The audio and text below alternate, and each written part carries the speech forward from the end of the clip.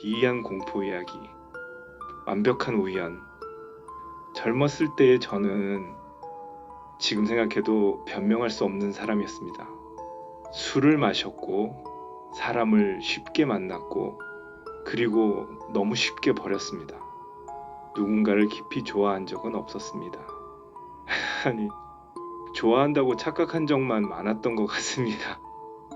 그때의 저는 그녀들을 사랑한다고 말했지만 행동은 늘 그 반대였습니다. 연락을 끊고 다른 여자 이야기를 꺼냈고 마지막엔 아주 잔인하게 돌아섰습니다. 지금도 기억합니다.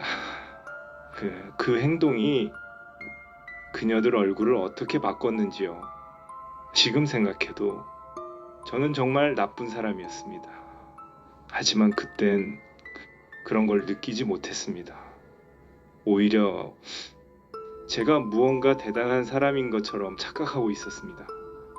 그렇게 방탕한 생활을 이어가며 몇 년이 흘렀습니다. 저도 나이를 먹었고 이제는 제대로 살아야겠다는 생각이 들었습니다. 그때 한 여자를 만났습니다. 차분했고 말수가 적었고 늘 조용한 사람이었습니다.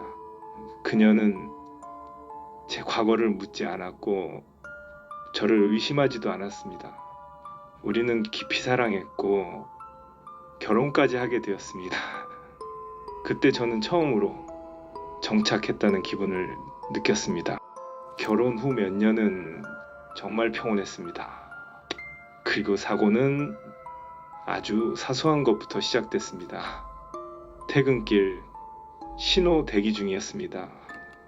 뒤에서 차가 제 차를 들이받았습니다. 크게 다치진 않았지만 병원으로 옮겨졌습니다. 사고 소식을 들은 아내는 곧바로 병원으로 왔습니다. 아내는 침착했습니다. 괜찮아요? 크게 다친 데 없나요? 차분한 목소리와 걱정스러운 눈빛이었습니다. 입원해 있는 동안 아내는 정성스럽게 저를 간호해 주었습니다. 보험사 직원이 오면 필요한 서류도 제 대신 모두 처리해 주었습니다. 퇴원 후 다시 평범한 일상을 보내고 있었습니다. 어느 주말 오후 아내가 대청소를 제안했습니다. 퇴원하셨으니까 집도 정리해야죠. 그래야 다시 그런 일 안 생겨요. 청소가 끝나갈 즈음 아내가 말했습니다. 쓰레기 좀 버려주실래요? 저는 쓰레기 봉투를 들고 계단을 내려가다 발에 무언가 걸려 넘어졌습니다. 당시 우리 집은 2층에서 1층까지 계단이 꽤 높은 구조였습니다. 저는 그대로 굴러 1층 바닥에 쓰러진 채 의식을 잃었습니다. 눈을 떴을 때는 병원이었습니다. 뇌진탕으로 잠시 기절했고 오른쪽 팔은 부러져 있었습니다. 아내는 제 손을 잡고 자기 때문이라며 미안하다고 계속 그 말만 반복했습니다. 며칠간 입원하는 동안 아내는 단 한 번도 제 곁을 떠나지 않았습니다. 퇴원 후 다시 평온한 일상이 이어졌습니다. 그러다 두어 달쯤 지났을 무렵부터 이상한 증상이 나타났습니다. 어지러움, 집중력 저하였습니다. 병원에서는 스트레스성 증상이라며 크게 걱정하지 않아도 된다고 했습니다. 집에 돌아와 아내에게 이야기했더니 아내는 저를 걱정했습니다. 회사에서 많이 힘드시죠? 그리고 이렇게 말했습니다. 이럴 땐 바람 좀 쐬는 게 좋아요. 캠핑 가는 건 어떠세요? 저도 그동안 크고 작은 사고가 겹쳐 그럴 수도 있겠다 싶어 이참에 좀 쉬자라는 생각에 휴가를 내고 2박 3일 캠핑을 떠났습니다. 강원도 깊은 산속, 크진 않지만 풍경이 아주 아름다운 곳이었습니다. 평일이라 사람도 없었고 정말 조용했습니다. 가을에서 겨울로 넘어가는 시기라 조금 쌀쌀했지만 크게 신경 쓰지 않았습니다. 우리는 텐트를 치고 산책도 하고 주변을 둘러보며 시간을 보냈습니다.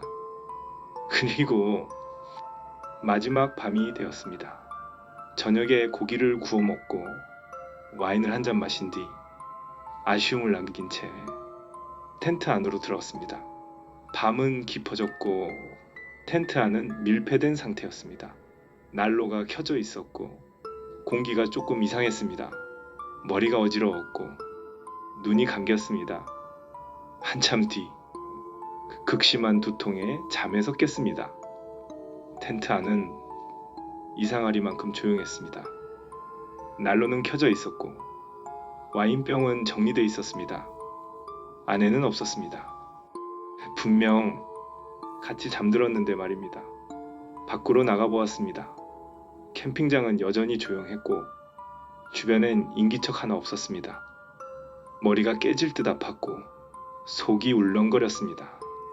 그제야 공기가 이상하다는 걸 몸으로 느꼈습니다. 저는 관리소까지 겨우 걸어갔고 그 이후 기억은 흐릿합니다. 눈을 떴을 때는 병원이었습니다. 의사는 말했습니다. 일산화탄소 중독이었습니다. 조금만 늦었으면 위험했어요.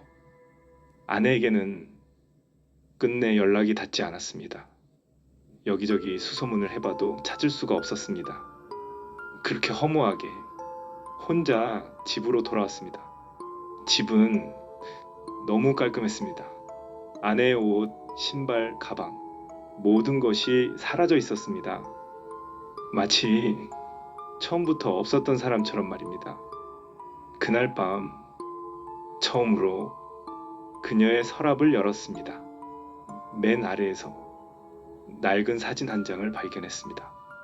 처음엔 누군지 알아보지 못했습니다. 하지만 눈을 보는 순간 숨이 멎는 것 같았습니다. 분명 제가 젊었을 때 비참하게 버렸던 그 여자였습니다.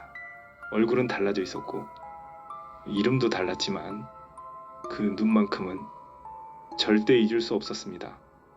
그때 현관에서 소리가 났습니다. 아내였습니다. 깼더라. 놀라지도 당황하지도 않은 얼굴이었습니다.